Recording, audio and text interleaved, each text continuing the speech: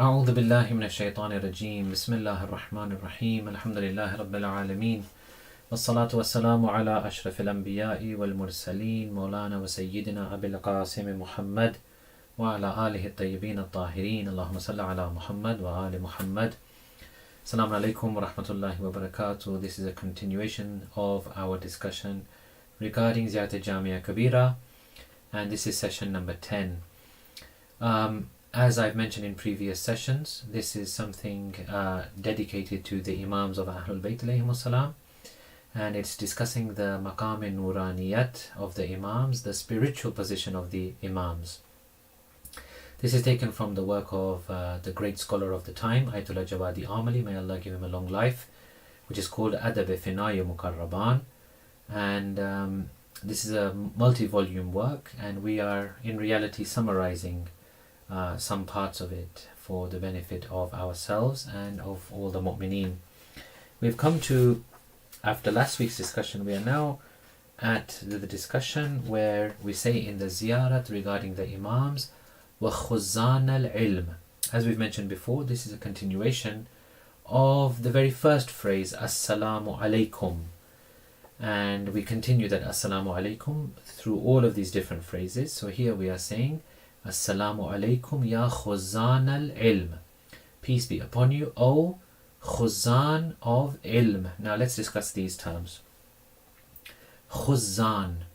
Khuzzan is the plural of Khazin. In the same way in Arabic we have, for example, Talib becomes Tullab in its plural. Jahil can also become Juhal in its plural. Hence Khazin can become Khuzzan. This comes from the root word khazana, and khazana means to gather, record and look after something in a specific place. Whether this thing is physical or metaphysical, it doesn't matter. This can be put into this specific place. So khazana means to gather something in a specific place. And ilm is of course knowledge. So when we say Khuzzan al-Ilm, we are referring to the fact that ilm, knowledge, can be placed in a specific place where it is safeguarded and looked after. So Khazin in terms of Ahlul Bayt alayhimus salam, or Khuzzan in terms of Ahlul Bayt, it means one who gathers, collects, guards, safe keeps, and one who has access to that thing at all times. So in other words, Khuzzan al-Ilm, those people who gather, collect, safeguard, safekeep knowledge, and they have access to that knowledge at all times. Now the difference between keeping something physical and metaphysical is as follows. In a physical thing, yes, we can imagine that you get a physical thing and you place it in some kind of box or chest or room or vault. This is where physical things usually they are kept safe and guarded and secret. But what about metaphysical? What if it's something metaphysical? Ilm, for example, is it physical or metaphysical? We will say it is metaphysical. It's not something that when you learn something it's a physical reality. You may learn it from physical things like a teacher or a book, but once you've learnt it, it's a metaphysical thing. It doesn't have a reality in the world. You cannot point to something and say, look, there's knowledge. So when something is metaphysical, where is it stored? Is it a room? Is it a box? Is it a vault? No, it is stored in the heart of a person. And hence, this is where it gets very special for the Imams. If they are the safekeepers of knowledge, it is stored on their heart. So therefore, the treasure itself, which is the knowledge, and the keeper of the treasure, which is the holy Imam, they are not separate. They become like one reality. They are inseparable.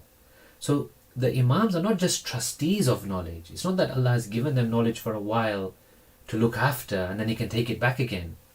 No, they are not just trustees. They are the actual ilm. They are actual knowledge. Their person is inseparable from that knowledge. The Imams, let's take it one stage further. The Imams in essence are linked to Allah subhanahu wa ta'ala.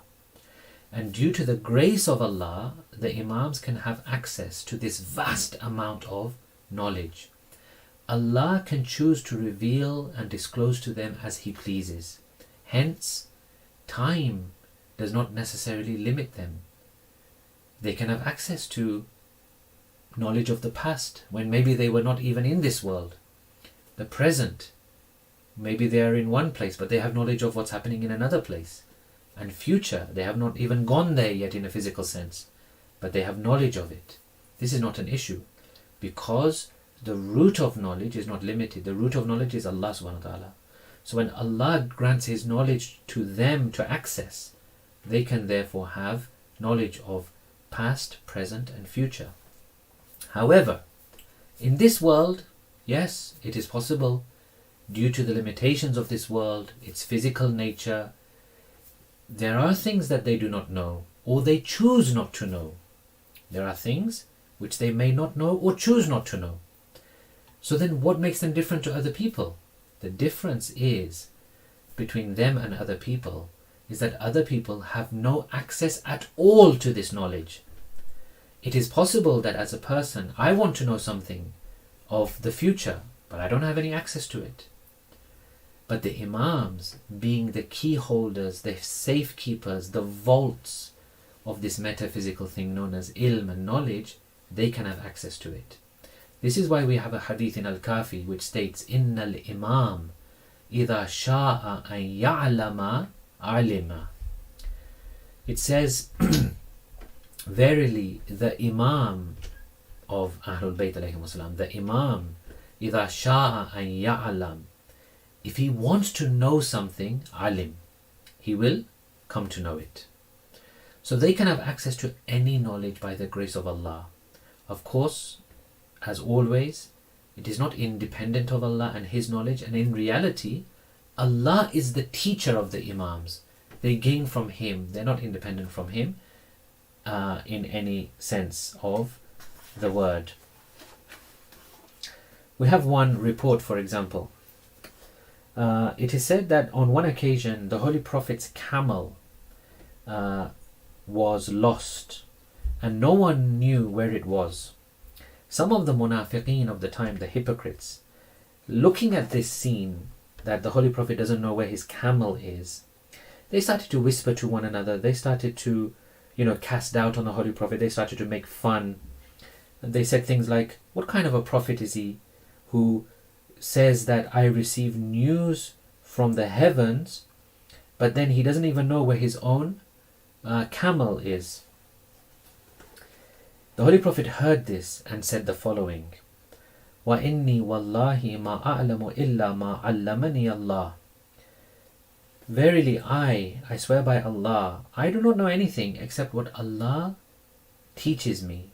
وَقَدْ دَلَّنِي اللَّهِ, and now Allah has told me, عَلَيْهَا, regarding my camel, وَهِيَ فِي هَذَا الْوَادِي فِي شِعْبٍ كَذَا وَكَذَا, and this camel of mine is in such and such valley, قَدْ حَبَسَتْهَا شَجَرَةً بِزِمَامِهَا, its reins are caught on a particular tree, فَانْطَلِقُوا حَتَّى تَأْتُونِي بِهَا, so go to this place and search until you find it and you bring it back to me.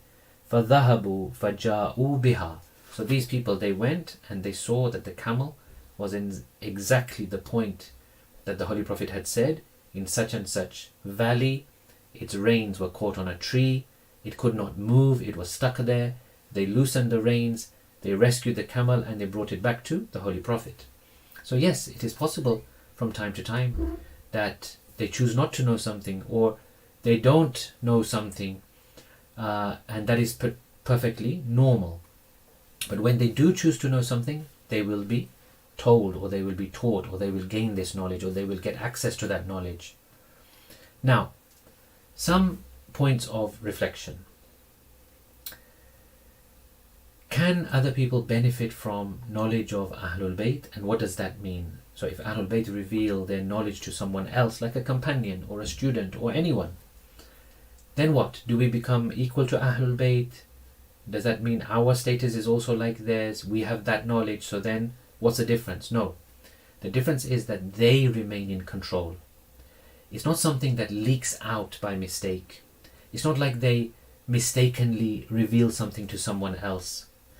They are in control. What they disclose, when they disclose, how they disclose, to whom they disclose. And they are completely responsible, and they remain in control of it. Can anyone raid the heart of Ahlul Bayt and steal this knowledge? No. No one can forcibly access this knowledge. No one can penetrate the heart of Ahlul Bayt alayhimus salam and take this knowledge. It's not like that. They are completely and utterly in control of this knowledge. They decide what is given and what is not. They control how much of it is given, where, when, and to whom. A question arises here. We know that the Ahlul Bayt don't have certain knowledge. For example, we hear that, for example, the zuhur of the 12th Imam, no one knows when that will be. Even the 12th Imam doesn't know when that will be. Qiyamah, when exactly it will be, the Day of Judgment. We hear these things, that they don't know these things. So then how can we say, if Allah knows these things, of course He knows everything, and they have access to Allah's knowledge, then how come they don't know these things? So this is a very beautiful answer that Agha Jawadi gives. He says, it's not that the knowledge is not there, but their will, their irada, their will, is in line with divine will. Because they know Allah doesn't want them to access this part of knowledge, they choose not to access this part of knowledge. This is very beautiful. This is despite having access. Because my Lord doesn't want me to have access to this, they choose not to access it. We have a hadith here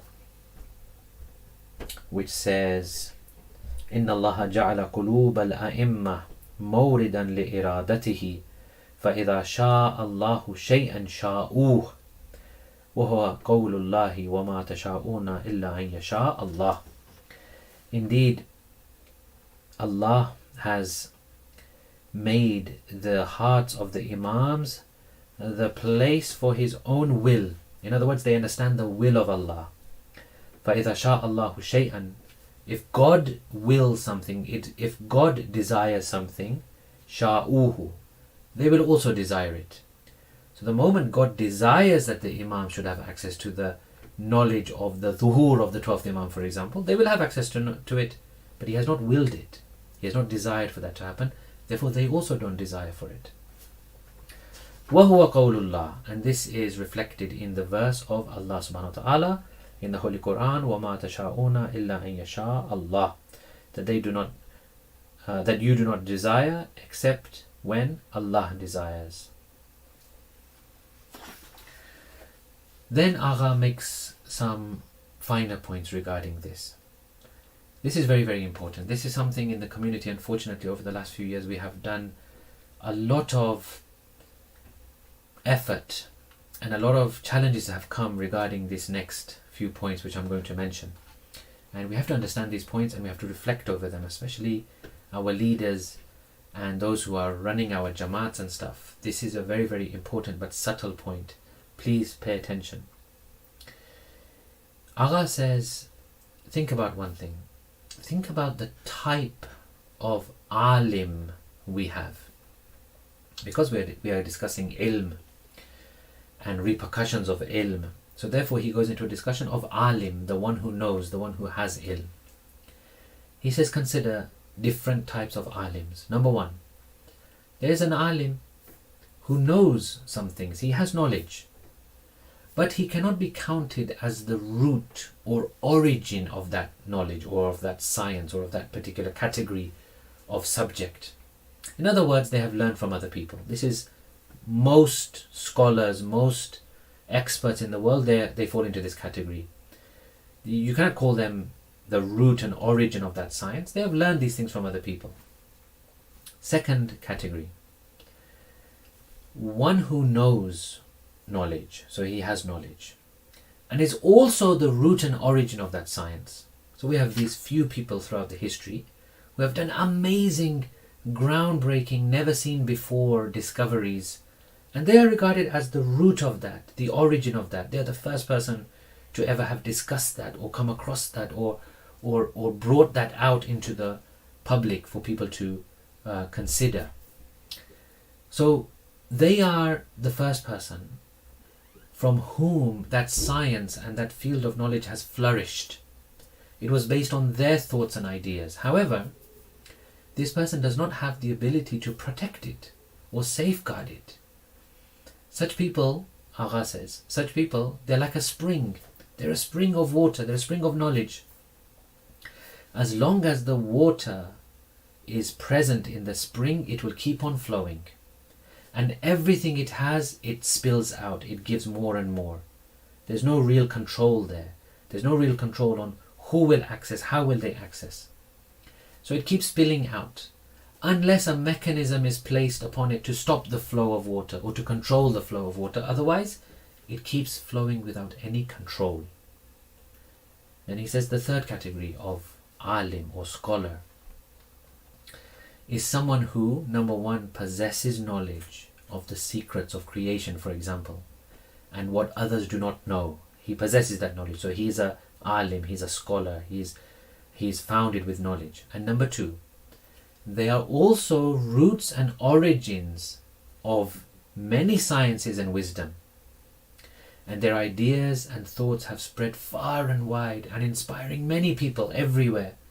For example, Imam Ali alayhi salam says, يَنْحَدِرُ عَنِّي السَّيْلِ. The water flows from me. In other words, this ilm, this knowledge, this inspiration, this wisdom, it flows from me. So these are very special people because yes, they are knowledgeable. Yes, they are the originators of that knowledge, but also, importantly, they have complete control over that knowledge. And here is where the Ahlul Bayt becomes separated from other scholars and other thinkers and these things. They have complete control. They're not just like a spring which just keeps going forth until someone puts a mechanism there. No, they themselves have very sensitive, sensible control over their own knowledge. They choose when to disclose and when not to disclose. And this leads us on to the second point. So that was type of alim. Then he makes a second point. He says, once we understand this, we have to discuss taqiyya with knowledge. Taqiyya, when we hear the word taqiyya, usually we only think of one instance of taqiyya. We think of when my life is in danger, I can hide my beliefs. To protect my life, temporarily I can hide my beliefs and not disclose them. This is taqiyya in faith. However, we also have taqiyya in knowledge. What does that mean? Taqiyya in knowledge is when you keep secret and do not disclose things to people who are not friendly and are not close and are not trusted. This doesn't have to be an enemy as such. It could be a non-Muslim. It could be a non-Shia Muslim. It could be sometimes even a fellow Shia. And we'll discuss why and how.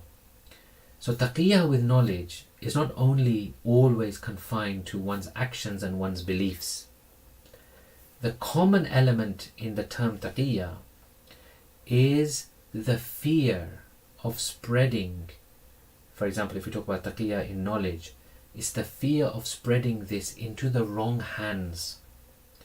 And hence a wise person does what is wise, and that is he shields or hides certain things to avoid loss of freedom or life.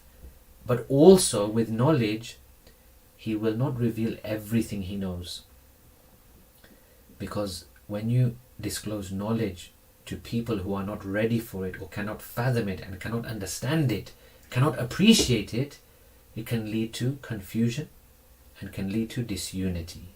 And we have seen this time and time again, unfortunately, that when things are revealed, things are discussed, which they could be actually false, but even if they are real and reality, to disclose them to the wrong people just leads to further confusion and disunity in the community.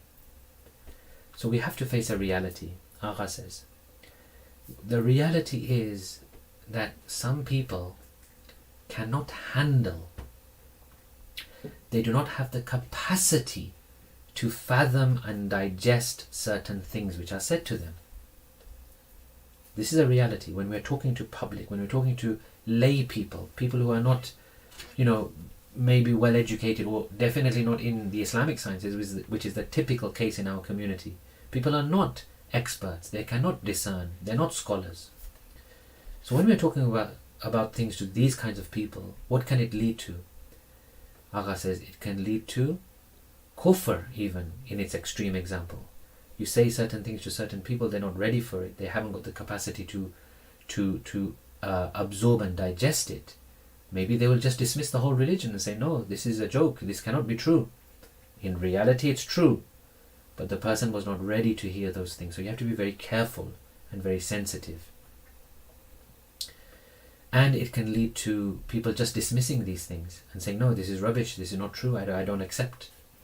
So we have to be very, very careful. Amir al-Mu'mineen alayhi salam says, "An-nasu a'da'u ma jahilu." People are enemies of what they do not know or what they do not understand. So when you don't understand something, you become very antagonistic towards it. You have animosity towards it because you don't understand it. Until you don't understand something, you will be kind of very resistant to it. Quran says, بَلْ كَذَّبُوا بِمَا لَمْ يُحِيطُوا بِعِلْمِهِ. They deny that whose knowledge they do not comprehend. So what we say in Islam is that be careful here. Use wisdom, use taqiyya in knowledge.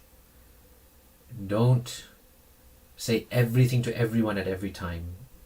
Look at your audience. Judge them wisely. Err on the side of caution. Speak about things which people can fathom and understand. This is very, very important. This is what our scholars and our Imams have taught us. To highlight this further, let me look at a couple of hadith with you.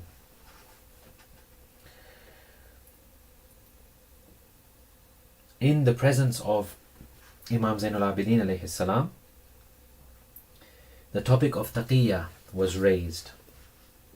Imam says, the hadith says, ذكرت التقية يوما عند علي بن الحسين عليهما السلام فقال.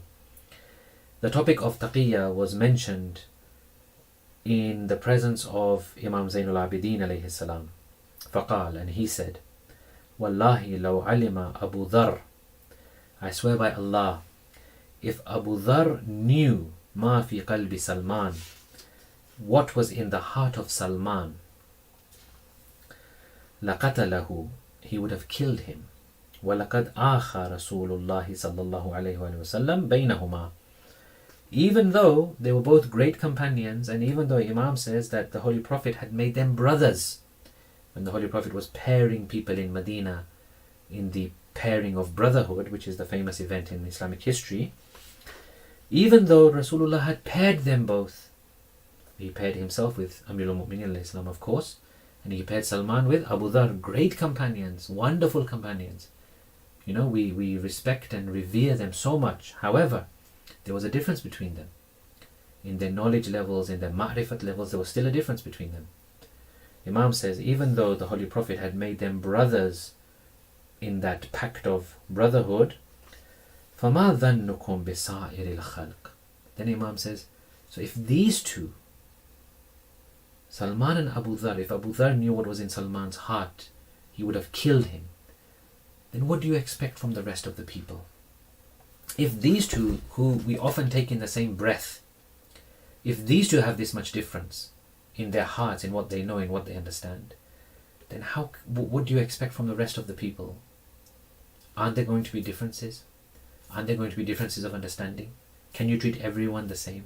Can you give highfalutin, very, lofty things from the minbar to make yourself feel better? Maybe you enjoy this kind of discourse, but what is it doing for the people?